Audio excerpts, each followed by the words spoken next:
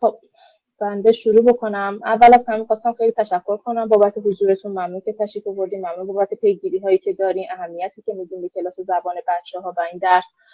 خیلی ممنون، واقعا باعث میشه که ما بیشتر تمرکز بکنیم روی کارمون، بیشتر بخوایم که پیشرفت بکنیم، خودمون هم اهمیت بیشتری بدیم و کلاس با جذابیت و استانداردهای بالاتری برگزار بشه. هدف از این جلسه یه آشنایی کلی بود که چطوری کار میشه، یه سری مواردی که نیاز هست حتما ذکر بشه خدمتتون، درخواستایی که ما داریم و خیلی از سوالهایی که شما توی این 2 ماهی که کلاس‌ها برگزار می‌شده از ما داشتید. مورد اولی که خدمتتون عرض بکنم، کتاب‌هایی که تدریس میشه الان داخل مدرسه دختران تورنج برای پیش‌هام پیچر دیکشنری هستش، برای پایه‌ها فرست فرندز، فامیلی فرندز و یک کلاس هم امریکن انگلیش فایل داریم که خب اون کلاس مقداری سطح بچه‌ها بالاتر بود و فامیلی فرندز جذابیتی نداشت براشون. حالا توضیحات رو هم خدمتتون خواهم.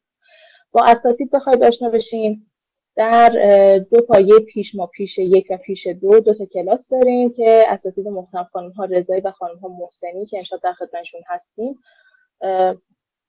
برای پیش دبستانی در واقع اساتید این دوره هستن. کتاباشون هم پیکچر دیکشنری هست.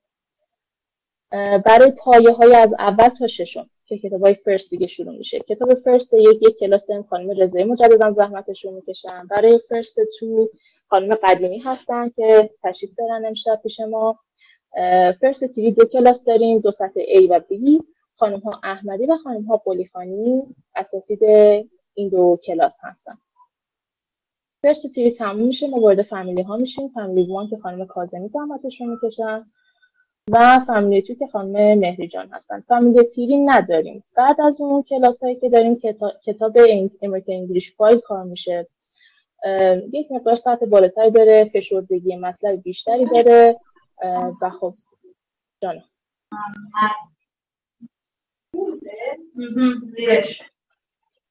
زیرش حالت فعلیه متوجه شدیم؟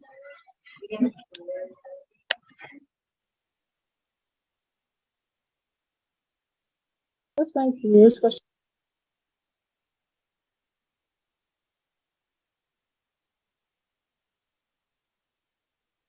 بفرمایید خانم عاطفی جان.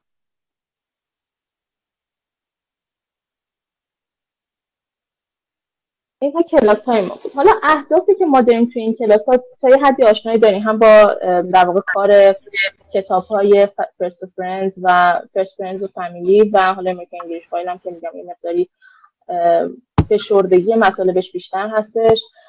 ولی خب اهداف ما توی کلاس ها چی هستش؟ مسلما که کورس بود حتما پوشش داده بشه، کتابی که براشون تعریف شده تعبیه شده اون حتما پوشش داده میشه، تمارینش حل میشه، اگر که حالا هندکرافتی داره، اگر که پراجکتی داره اونها حتما سر کلاس و بچه‌ها کار بشه. هدف این هستش که با اون مسیر، یعنی کورس تمام مسیر رو صرفا مشخص میکنه، توی اون مسیر پیش میریم، کما اینکه خودش هم پوشش داده میشه. مورد بعدی که توی کلاس ها بهش پرداخته میشه سانگ هایی هست از کتاب سوپر سانگز. حالا کتابش رو هم میتونید دانلود کنید و آهنگش هم داخل یوتیوب هستش، هم اگر سرچ بکنید داخل اینترنت داخل گوگل حتما براتون خواهد آورد. ما حتما سعی میکنیم هر 2 ماه یک بار، 1 ماه و نیم یک بار یک سانگ از این کتاب کامل پوشش، یعنی همه بچه‌ها بلد باشن، همخوانی رو بتونن انجام بدن، بتونن با ریتم بخونن، اکتی اگر داره حتما بدن تا بتونیم مفاهیم بیشتری رو تو ذهنشون جایگزین بکنیم. حتی شده 2 تا کلمه 3 تا کلمه یک جمله از این سانگ ها یاد بگیرن کافی هستش. اینکه کلمه به کلمه سانگ رو بلد باشن اولویت ما توی این سطح پایین نیستش.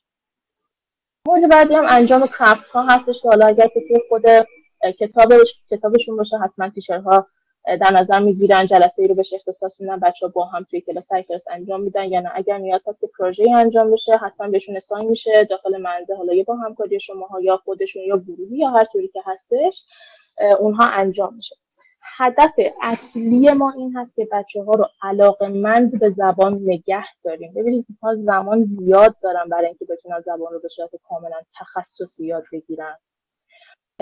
هدف ما هم این هست که زبان رو یاد بدیم بهشون به صورت تخصصی، ولی اولویت ما این هست که یک خاطره خوبی، احساس خوبی نسبت به زبان داشته باشن. این بسیار تو این سن مهمتره.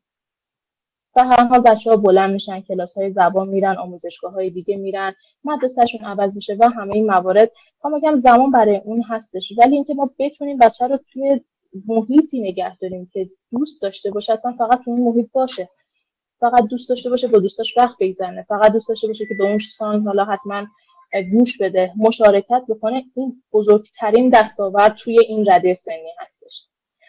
کما که ما تمام تلاشمون هم در همین راستا هستش. انشالله که حالا بتونیم موفق بوده باشیم. از اینجور بعد هم تلاشمون همین هست. انشالله یک مقداری که از کلاس ها بگذره، یک مقدار از کتاب که تدریس بشه، یک مقدار دانش زبانی بچه‌ها که بره بالا، خیلی کار بیشتری انجام خواهد شد. حالا انشالله ما بتونیم فیلمی اگه بگیریم در خدمتتون خواهیم.